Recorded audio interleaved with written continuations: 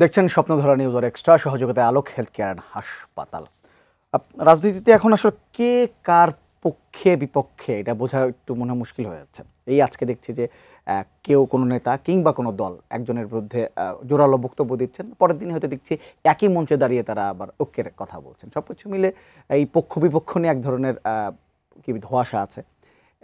সেই সঙ্গে রাজনীতি গত কয়েকদিন ধরে যা যা হচ্ছে সেসব নিয়েও মনে হয় এক ধরনের একটু ধোঁয়াশা আছে। মানুষ জানতে চায় আসলে রাজনীতিতে এখন কি হচ্ছে।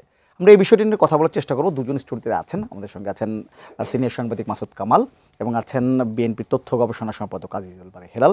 দুজনকে স্বাগত আমাদের অনুষ্ঠানে। সকালবেলায় সবাই একটু চমকে গিয়েছিল এবং এই চারুকলায় যে দুটি মোটিফে আগুন দেওয়া হয়েছে, একটা ফ্যাসিবাদ বিরোধী একটা মোটিভ এবং একটা শান্তির প্রতীক পায়রাতে, দুটিতে আগুন দেওয়া হয়েছে এবং এটি নিয়ে কিন্তু অনেক আলোচনা হচ্ছিল। আসলে একদম পয়লা বৈশাখের আগে এমন একটি ঘটনা এবং পরে দেখা গেছে সিসিটিভিতে দেখা গেছে যে একজন যুবক কালো টি শার্ট পরা, মুখে মাস্ক ছিল, সে গিয়ে আগুনটা দিয়েছে। সব কিছু মিলে এই ঘটনার যদি তাৎপর্যটা আপনি জানতে চাই। দেখেন, এটা হলো একটা গন্ডগোল লাগানোর পদ্ধতি। এখন এটা কে করেছে দেখেন, এখন চট করে কিন্তু বলা খুব সহজ যে পতিত সরকার, হাসিনা সরকারের অথবা আওয়ামী লীগের ফ্যাসিবাদের দোসর কেউ সেই কাজটা করছে। হতে পারে, আবার অন্যভাবে হতে পারে যে তাদের উপর দায় চাপানোর জন্য স্যাবোটাজ হয়েছে, এটাও হতে পারে, নাশকতাও হতে পারে, আবার এটাও হতে পারে। কি হয়েছে, কেন হয়েছে, এবং তারও যে বড় কথা হলো এটা হওয়াতে বেনিফিশিয়ারিকে ক্ষতি হলো কার, হিসাবটা এভাবে করেন। একটা ঘটনা ঘটাতে হবে। এখন দেখেন, আপনি মনে করতে পারবেন 2014 পরে আমরা দেখেছি, মানে কোথাও যদি একটা আগুন ধরে সঙ্গে সঙ্গে কিন্তু এটা কে করতো, জামাত বিএনপি করতো। এবং এই জামাত বিএনপি অগ্নি সন্ত্রাস, আগুন সন্ত্রাস এগুলো এমনভাবে প্রচার করা হতো যে জামাত বিএনপি যেটা কোনো প্রতিবাদ করবে অথবা যে কিছু বলবে সে কথাও কিন্তু কেউ গুরুত্ব দিয়ে শুনতো না, কারণ ওদের কথার দাপটটা এমন ছিল। ওর করে তাদের কী লাভ হতো, রাজনীতিক লাভ হতো এবং মানুষের মধ্যে একটা ধারণা তারা পাঠানোর চেষ্টা করতো। কিন্তু মানুষ কি ওই আইডিয়াটা খাইতো না। কিন্তু মানুষের কোনো ভয় ছিল না, মানুষ জোরে বলতে পারতো না, প্রচার মাধ্যমগুলো তাদের হাতে ছিল, হতো। ভাই, সেই স্কুলিং এখনও চলছে। মনে করেন আওয়ামী লীগ যদি, আওয়ামী লীগের দোষরা যদি এতই পাওয়ারফুল হয় তাহলে তারা অনেক কিছুই ঘটাতে পারে। এখন সব কিছুর পেছনে তাদেরকে দায়ী করবো আমরা? আপনাদের ধরেন তাকে তো ধরতে পারলেন না। এত কিছুর মধ্যে একটা আওয়ামী লীগের লোক, আপনি ভাবেন খালি ঢাকা শহরে ভাই, মানে গ্রামগঞ্জে পর্যন্ত ছাত্রলীগের একটা সভাপতি, আওয়ামী লীগের একটা ইউনিয়ন পরিষদ চেয়ারম্যান দৌড়ের উপরে আছে। যে কথাটা আমি তখন বলতাম যে ভাই জামাত কই, জামাত বিএনপির লোক যখন মিছিল ঠিক মতো তাদেরকে করতে দিত না, তারা সেই সমস্ত নাশকতা করবে? তারা তো নিজের জীবন নিয়ে বাঁচে না। ওই সময় তো এমন ছিল যে বিএনপির নেতাকর্মীরা জঙ্গলে যেয়ে থাকতো, পর্যন্ত চরে যেয়ে থাকতো, বাড়ি ঘরে তো ফিরতেই পারতো না, এরকম ঘটনা ছিল। তো নাশকতা হলে তারা এসে পড়তো। এটা হলো আওয়ামী বয়ান ছিল। আবার এখনকার বয়ান দেখবেন হবে একটা যে এটা ওরা করছে, তাহলে আপনি কি করলেন? এত লোকের ভিড় আসলো কীভাবে? কাজেই এইগুলি কেন হয়েছে না হয়েছে সেটা অন্য প্রসঙ্গ, ওই আলোচনা আমি মনে করি যাওয়া উচিত না। কিন্তু প্রশ্ন হলো এইরকম সময় এই কাজটা হতে দেওয়া হলো কেন, হতে পারলো কিভাবে, এবং এটা দায়িত্বে কারা ছিল? এত গুরুত্বপূর্ণ একটা কাজ যেটা নিয়ে সবাই জানে এখানে কিছু একটা ঘটলে পরে এটার কিন্তু আফটার ইফেক্ট অনেক বড় কিছু হবে। তো এত বড় একটা কাজ সেটাকে সেইভাবে নিরাপত্তা আপনি দিলেন না কেন, কে করলো? তো এইগুলি আমার মনে হয় কি জানেন, অনেক সময় হয়, আবার কিন্তু হতেও পারে, আমি কিন্তু অস্বীকার করছি না, হবেই না আমি কিন্তু গ্যারান্টি দিচ্ছি না, আমি তো দেখি নাই। হতেও পারে ফ্যাসিবাদের দোষটাই করছে কাজটা, আবার হতেও পারে ওই মানে ন্যারেটিভটা বারবার উচ্চারণ করার জন্য এটা হচ্ছে করা। আজিজুল ভাই, আপনার কোনো এই বিষয়ে কোনো বলা আছে না? অন্য অবস্থায় যাব না, আমার বক্তব্য হলো যে দেখেন, কে এই আগুনটা দিল মোটিফে তার কিন্তু ভিডিও আছে। গতকালকে আমরা ভিডিও দেখেছি যে কালো জামা পরে একটা, তাকে কেন এখনো ধরতে পারলো না? সরকারের এই ব্যর্থতা কেন? এটা তো আমি ব্যর্থতা বলবো, কারণ কি? তার মানে যে বাংলাদেশে একটা যদি আপনার এরকম কিছু সিনড্রোম দেখা দেয়, যে আপনার অস্থিতিশীল পরিবেশের সিনড্রোম দেখা দেয়, তাহলে মানুষের যে মূল লক্ষ্য যে বাংলাদেশকে গণতন্ত্রের পথে নিয়ে যাওয়ার, তার থেকে মাইন্ডটা ডাইভার্ট করা যায়। যে আপনি এখন গত আগামী 2 দিন এই মোটিভ নিয়ে আলোচনা হবে যে কে ভাঙলো, কেন ভাঙলো। আপনি তখন আমাদের যে মূল লক্ষ্য ট্রান্সফরমেশন অফ দ্য আপনার democracy and to right to the vote, এইসব নিয়ে আর কোনো আলোচনা হচ্ছে না। আপনি দেখছেন যে আপনার আমার কাছে মনে হয় যে এই যে চারুকলার থেকে যে মঙ্গল শোভাযাত্রাটা হয়, এটা তো একসময় আনন্দ শোভাযাত্রা ছিল, তাই না? এটা একটা কালচারাল কনফ্লিক্ট আমি দেখলাম দেখা দিয়েছে সেই প্রথম থেকেই। বিশেষ করে এই গত 17 বছরে যখন বিভিন্ন প্রাণী বা বিভিন্ন বস্তুর চিহ্নকে মঙ্গল হিসাবে দেখে, তখন বাংলাদেশে বসবাসরত 20 কোটি মানুষের অনেকে এইগুলোকে মঙ্গলের প্রতীক মানে না, অনেকে মানে। এই কালচারাল কনফ্লিক্টটা রয়েই গেছে। এর কোনো পলিটিক্যাল সলিউশন হবে বলে আমার মনে হয় না। এই কনফ্লিক্ট নিয়ে আমাদের এগোতে হবে, কিন্তু বক্তব্য হলো এটাকে ম্যানেজমেন্ট করা।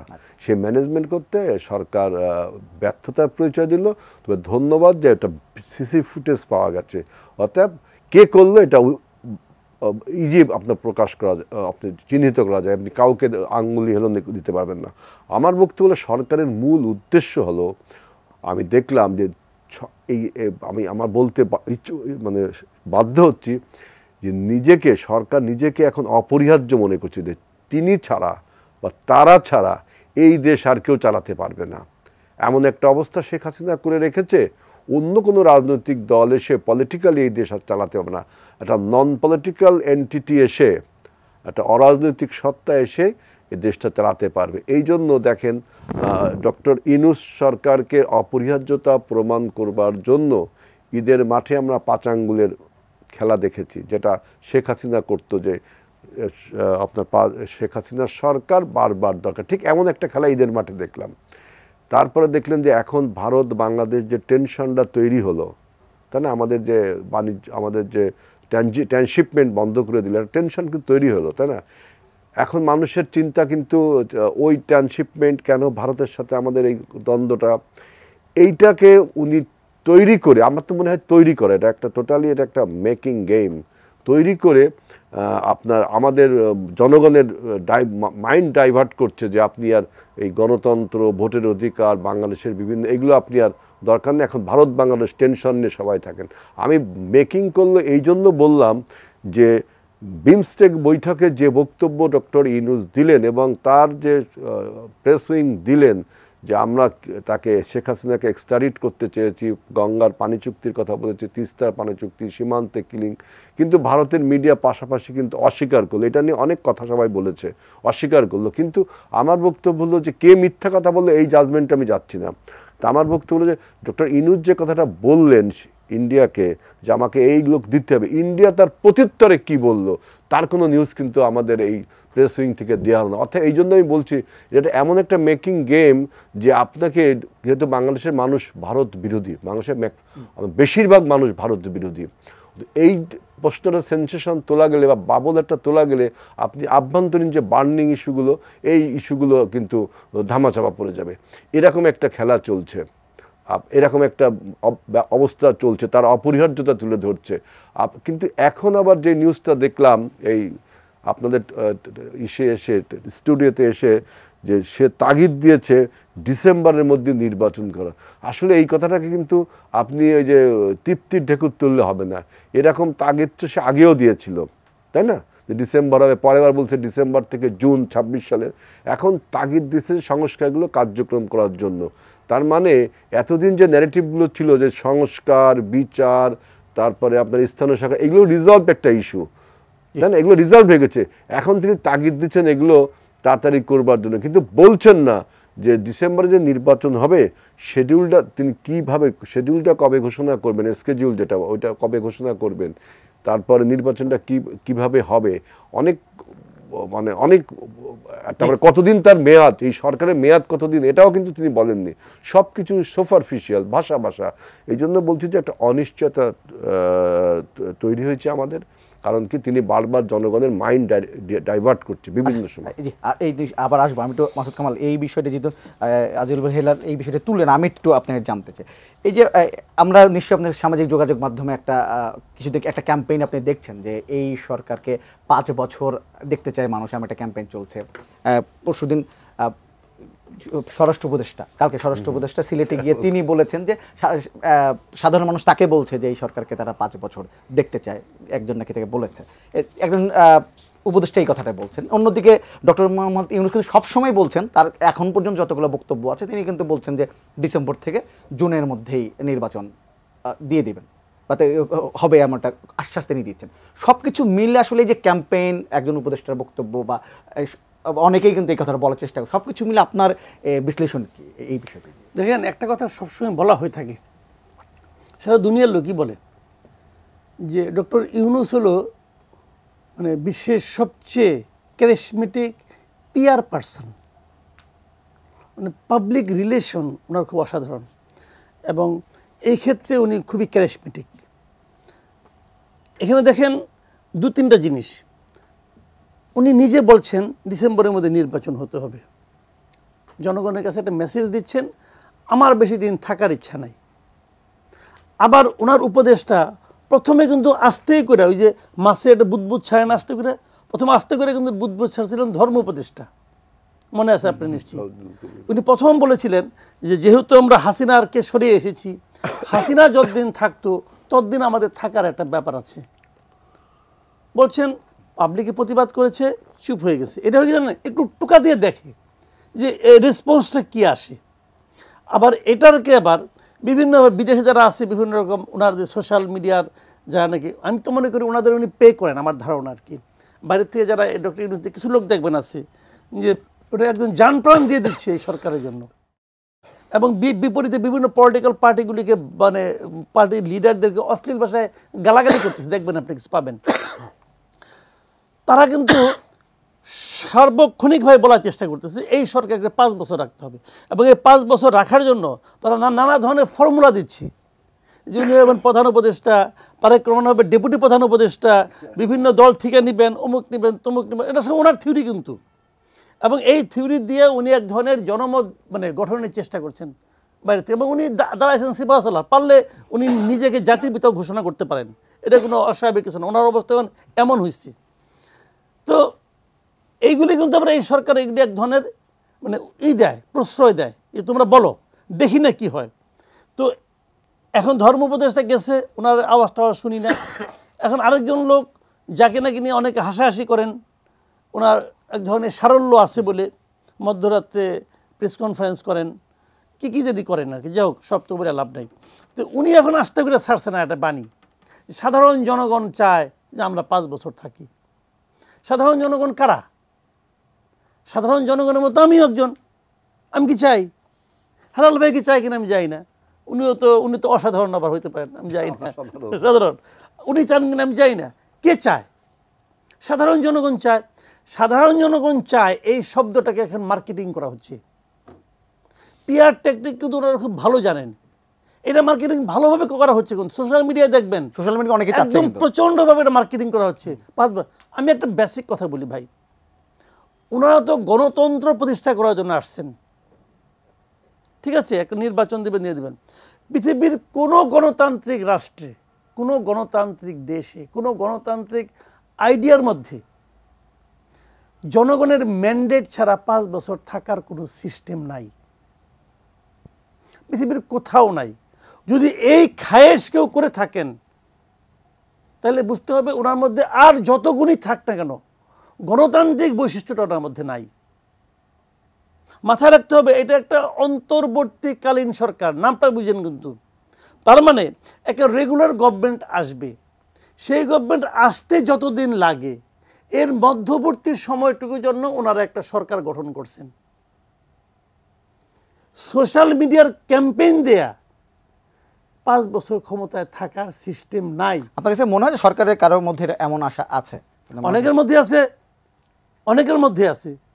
কারণটা বলি ভাই, আরামে পাইছে তো মন্ত্রিত্ব, কোনো স্যাক্রিফাইস তো নাই। এই যে জাহাঙ্গীর আলম চৌধুরী সাহেব আছেন, উনি এই আন্দোলনে ওনার কি স্যাক্রিফাইস বলেন? কার স্যাক্রিফাইস আছে বলেন তো আপনি আমাকে? আদিলুর রহমান খান কি স্যাক্রিফাইস? ফরিদা আক্তার কি স্যাক্রিফাইস বলেন আপনি? বলেন নূরজাহান বেগম কি স্যাক্রিফাইস? আমেরিকাতে একজনকে নিয়ে আসছে মুক্তিযুদ্ধ বিষয়ক মন্ত্রী, তার কি স্যাক্রিফাইস বলেন? ডাক্তার বিধানচন্দ্র কি স্যাক্রিফাইস বলেন না ভাই, আপনারা তো এই দেশে ছিলেন, এই দেশে তো আমিও ছিলাম। কি স্যাক্রিফাইস তাদের? ডক্টর ইউনূসের স্যাক্রিফাইসটা কি? ডক্টর ইউনূসের আন্দোলনে কি স্যাক্রিফাইস বলেন? তারপরেও ডক্টর ইউনূসকে মনে করি সর্বজন গ্রহণযোগ্য হিসেবে হি ওয়াজ বেস্ট চয়েস। ওই সময় সবার কাছে গ্রহণযোগ্য আর কোনো চয়েস ছিল না, কাজে হি ওয়াজ বেস্ট চয়েস। কিন্তু ওনার যে চয়েসগুলি, সেই চয়েসের যারা আছে তাদের কি স্যাক্রিফাইস ছিল এই আন্দোলনে বলেন? কারো কোনো স্যাক্রিফাইস ছিল না। কাজেই তারা তো আরামে আসছে রে ভাই, বিনা পরিশ্রমে পাওয়া জিনিস, এটা তারা এনজয় করতেছে, দু একজন দুর্নীতিও করতেছে, সেই খবর তো পাই আমরা। একটু আজিজুল ভাই হেলাল, আপনার কাছে এই প্রশ্নটা নিয়ে বলবেন, আপনার কাছে কি মনে হয় যে এই যে ক্যাম্পেইনটি চলছে, এই ক্যাম্পেইনটা আসলে ইচ্ছে করেই চলেছে, 5 বছর ক্যাম্পেইন? অবশ্যই এটা তো আপনার 5 বছর ক্যাম্পেইন বলতে আমি মনে করছি যে আজকে যেমন ডক্টর ইউনূস একটা কথা বলছে যে তাগিদ দিয়েছে, তাই না? এই তাগিদ দিয়েছে, এই কথাটা বলার পরে মাসুদ কামাল ভাই যেটা বলছে যে সোশ্যাল ইনফ্লুয়েন্সাররা তাকে প্যাট্রোনাইজ করছে, বিভিন্নভাবে প্যাম্পারিং করছে যেটা বলা হয়, সে তাদের বক্তব্যটা আজকে বা আগামীকালে তো আমরা পাবো, তখন মাসুদ ভাইয়ের এই বক্তব্যটার জাস্টিফিকেশন বা যতটা খুঁজে পাবো যে ডক্টর ইউনূস যখন সরে গেল, তাদের সেই 5 বছর সরে গেল, মানে সে বলছে সুপারফিশিয়ালি যে আমি আপনারা তার তাগিদ দেব। তিনি যে বলছেন যে ডিসেম্বরে বা জুনে নির্বাচন দিতে চান, আপনারা তার কথাটা সেইভাবে আস্থায় নিতে পারছেন না কেন?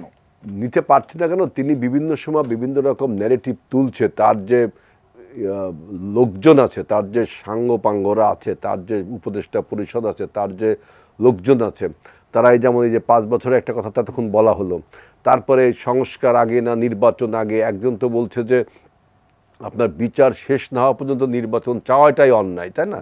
মানে ডক্টর ইউনূসের প্যাট্রোনাইজেশনে কিন্তু একটা দলও আছে, এটা কিন্তু অস্বীকার করা যাবে না।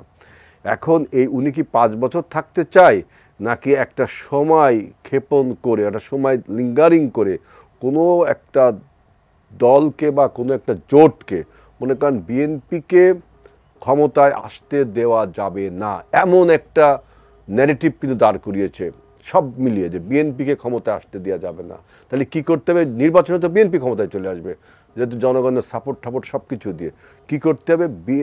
যে রাজনৈতিক দলটা নতুন তৈরি হইল, ধর্মভিত্তিক রাজনৈতিক দল আছে, আরও রাজনৈতিক দলকে যদি ঐক্যবদ্ধ করে একটা প্ল্যাটফর্ম তৈরি করা যায়, একটা গণতান্ত্রিক রূপ দেওয়া যায়, সেই প্ল্যাটফর্মে যদি ডক্টর ইউনূস আপনার নেতৃত্ব দেয়, তারপর তিনি হয়তো দেখা যাচ্ছে নির্বাচনে অংশগ্রহণ করছে, হতে পারে, তো হতে পারে না? এরকম অনেক সিনড্রোম কিন্তু বাংলাদেশে রয়েছে।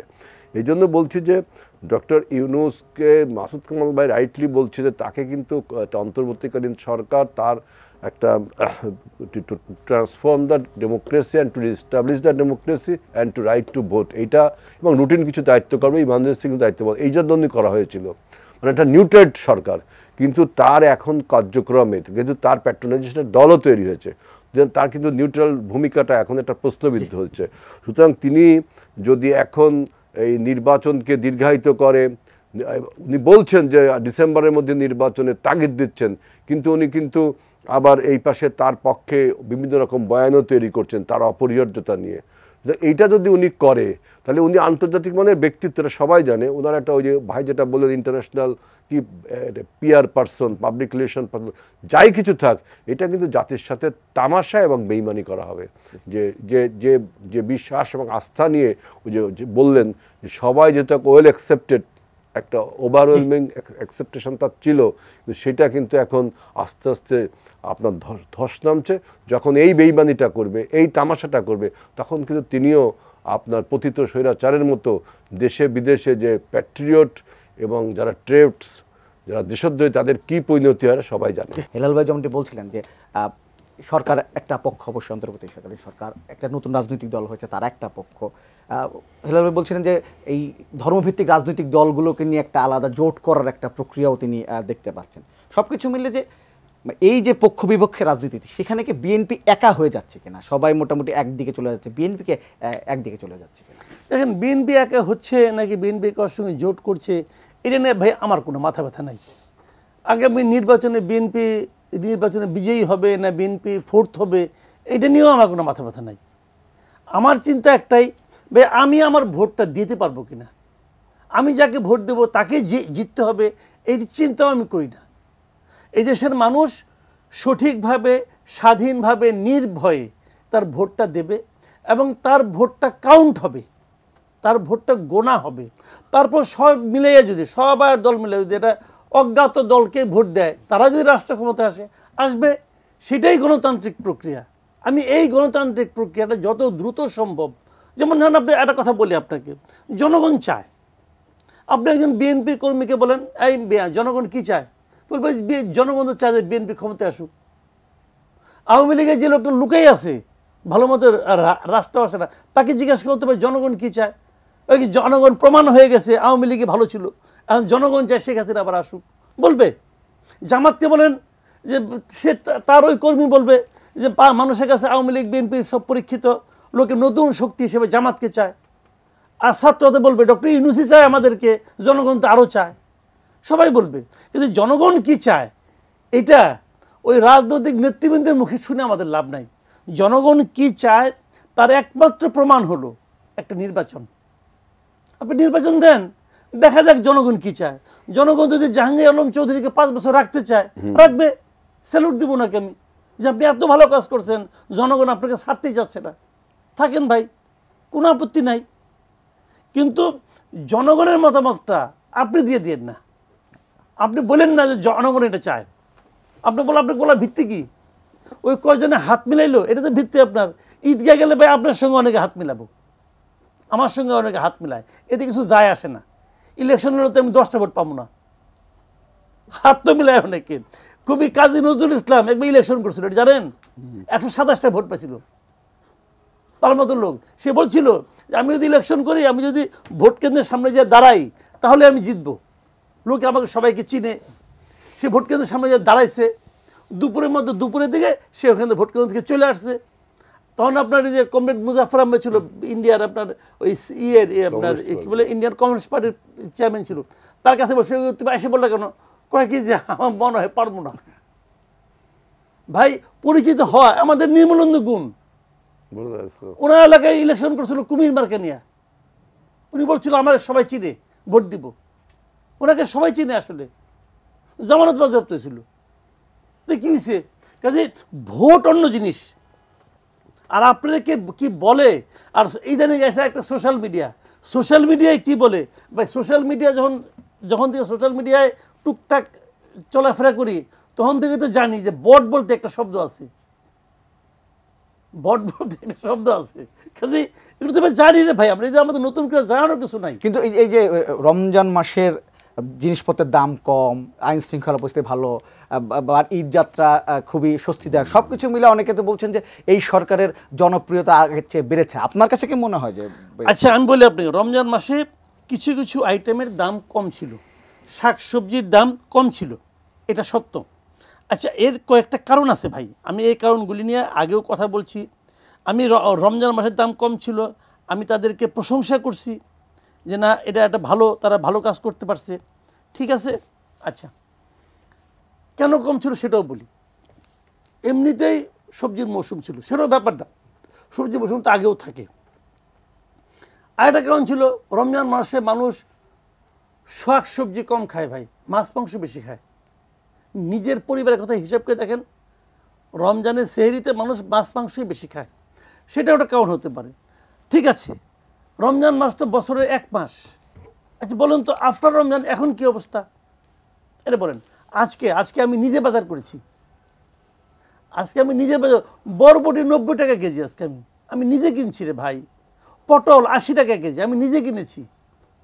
করল্লা 100 টাকা কেজি, করল্লা 100 টাকা কেজি আমি নিজে কিনেছি। বাদ দেন এগুলো, সবজি আলাপ বাদ দেন। আমি আপনাকে একটা সিম্পল একটা হিসাব দিই, আমার কাছে একজন পাঠিয়েছি। চাল তো আমরা ডেলি খাই, আমি কি চালের দাম নিয়ে একটু কথা বলি। দেখেন, আমার কাছে ছবি আছে, আমার কাছে সে একটা দোকান থেকে সে জানুয়ারিতে কিনেছে, ফেব্রুয়ারিতে কিনেছে, এপ্রিলে কিনেছে চাল, কত করে কিনেছে সেই হিসাবটা আমাকে একজন পাঠায়। আমার কাছে রিসিপ্টটাও আছে, পারলে আপনি দেখেন। এটা হলো মোহাম্মদপুরের যে সরকারি কৃষি পণ্যের পাইকারি বাজার, তাজমহল রোডে যেটা আছে মোহাম্মদপুর, সেখান থেকে সে মেসার্স মায়ের দোয়া রাইস এজেন্সি, সেখান থেকে সে 25 কেজির 1 বস্তা চাউল কিনছে। জানুয়ারির 3 তারিখে কিনছে 1750 টাকা দেয়া।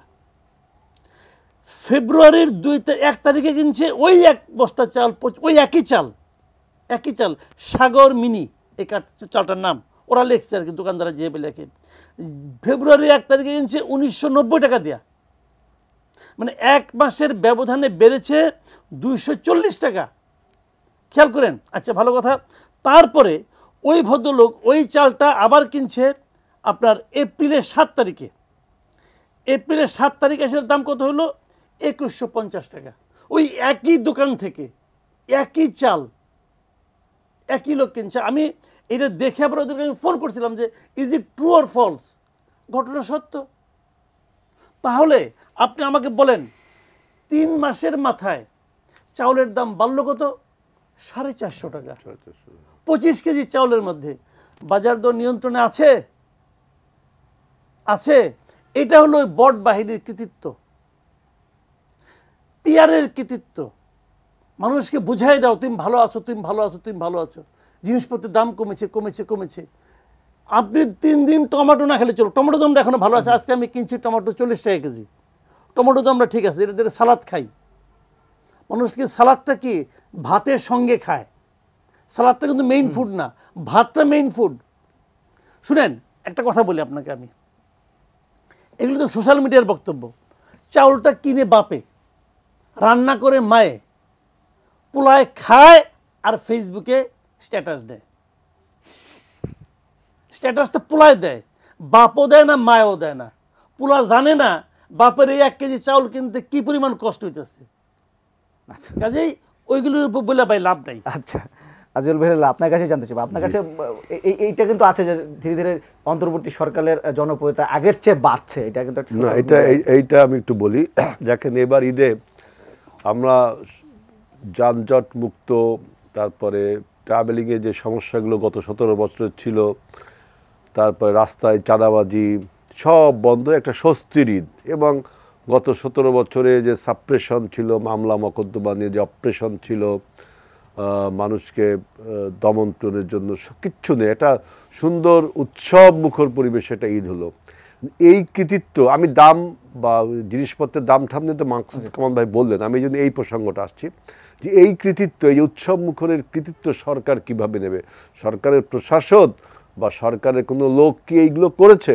বরঞ্চ যে অভিযোগটা দিয়েছে এই ঈদের আগের থেকে, যে রাজনৈতিক দলগুলো রাস্তায় রাস্তায় চাঁদাবাজি করে, রাজনৈতিক দলগুলো বিভিন্ন জায়গায় সন্ত্রাস দমনপীড়ন করে।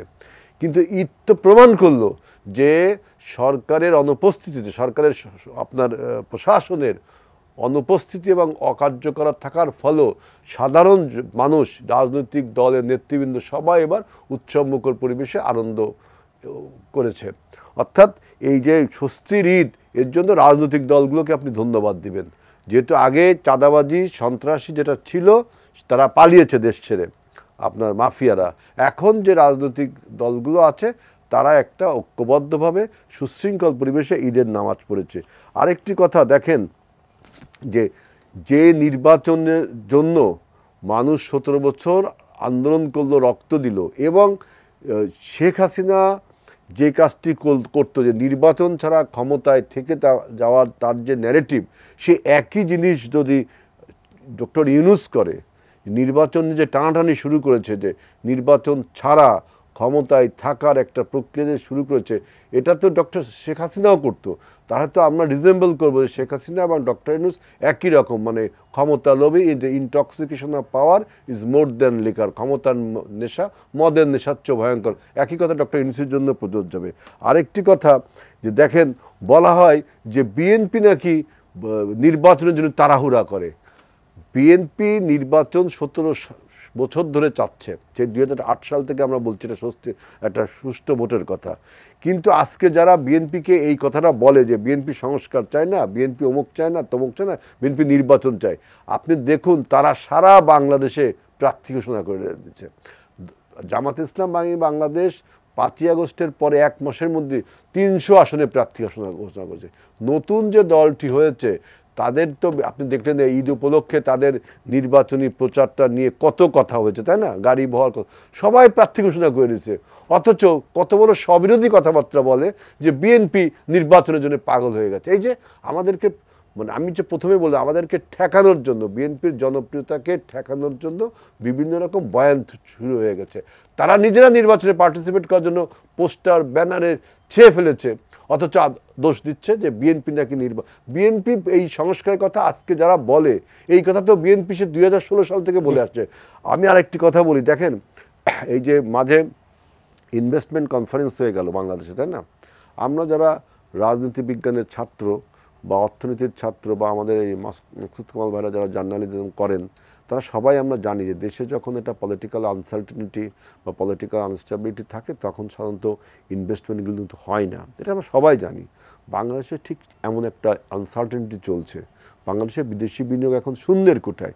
এখন উনি একটা বিনিয়োগ সম্মেলন করলেন, কি বাংলাদেশের ভিতরে যে সমস্ত বিদেশি কোম্পানি আছে তাদের নিয়ে একটা বিনিয়োগ সম্মান করুন। এইটা আমার কাছে মনে হয় এটা একটু শো এ জেস্টার যে হি ইজ ডুইং সামথিং, যে কর্মসংস্থান বাড়াবে, মানে মানুষের মন ডাইভার্ট করার জন্য। যেটা বললাম যে বিনিয়োগের পরিবেশ কিন্তু এখন নেই, যতদিন না পলিটিক্যাল সেটেলমেন্ট আসবে। তারপরও তিনি এটা করলেন, অর্থাৎ তার অপরিহার্যতা তুলে ধরবার জন্য।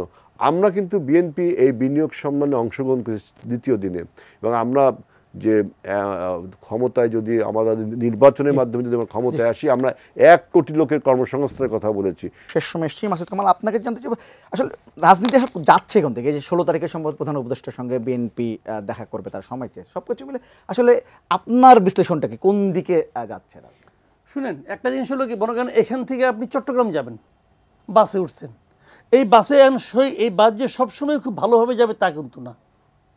এদিক সেদিক হবে, অনেক সময় আপনার স্পিড ব্রেকার থাকবে, সেটা দেখবে না, ওর উপরে জোরে চালাবে, মানুষের একটু ঝাঁকুনি খাবে, এগুলি হবে। কিন্তু আলটিমেটলি আমরা দেখবো এন্ড অফ দ্য ডে সেটা আপনার চট্টগ্রাম যে পৌঁছতে পারলো কি পারলো না, দ্যাট ইজ দ্য পয়েন্ট। তো আমার হিসাব হলো কি, যদি ডিসেম্বরের মধ্যে নির্বাচন হয় তাহলে আমি মনে করবো যাত্রা ঠিকই আছে।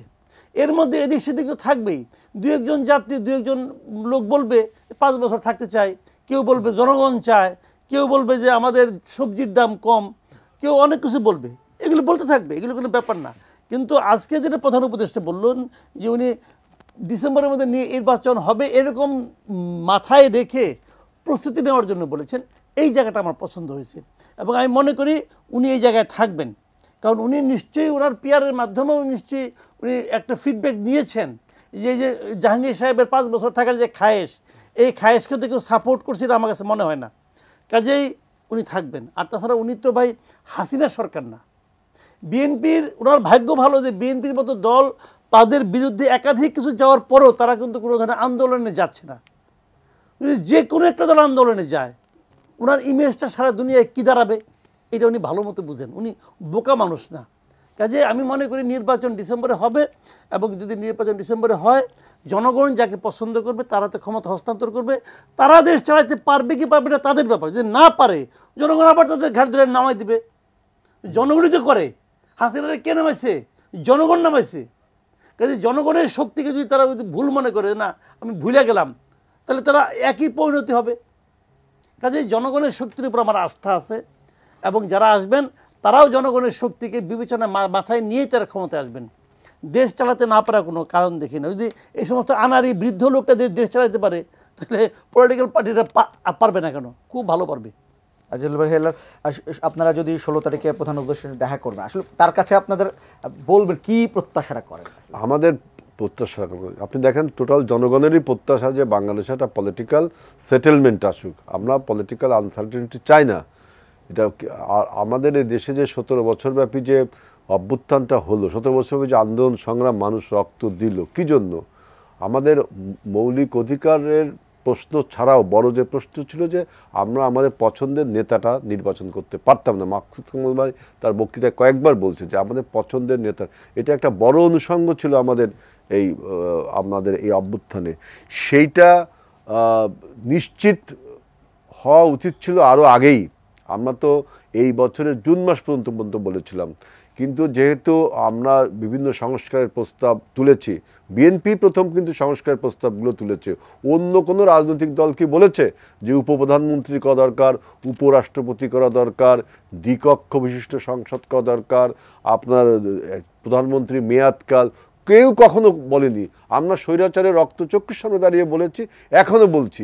অথচ যারা এই মুক্ত যুগে এসে এই আপনি সংস্কারের কথা বলছেন, তারা এমনভাবে বলছেন যে নির্বাচনটাকে আপনি লিঙ্গারিং করছেন, একটা আনসার্টেনিটি তৈরি করছেন মানুষের মনের মধ্যে।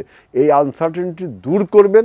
আরেকটি বড় কথা, এই সরকারের সবচেয়ে বড় ক্যারেক্টার, তিনি নিরপেক্ষ। তিনি নিরপেক্ষতা যেন কখনো না হারান। আমাদের কাছে এখনো মনে হচ্ছে তিনি তার নিরপেক্ষ অবস্থান ধরে রাখতে পারেনি। ডক্টর ইউনূস সরকার যদি নিরপেক্ষ অবস্থান ধরে না রাখতে পারে, তার জন্য কিন্তু অন্য অন্য রাজনৈতিক দল অবশ্যই তাকে বাধ্য করবে তার জন্য সে নিরপেক্ষ অবস্থানে থাকে। জি, ধন্যবাদ আপনাদের দুজনকে, ধন্যবাদ আমাদের সঙ্গে যুক্ত হওয়ার জন্য। দর্শক, আজকের পর্ব থেকে এখানেই বিদায় নিচ্ছি। আগামী পর্ব আবার দেখা হবে। ততক্ষণ পর্যন্ত ভালো থাকবেন, সুস্থ থাকবেন, এটি নিয়ে সঙ্গে থাকবেন।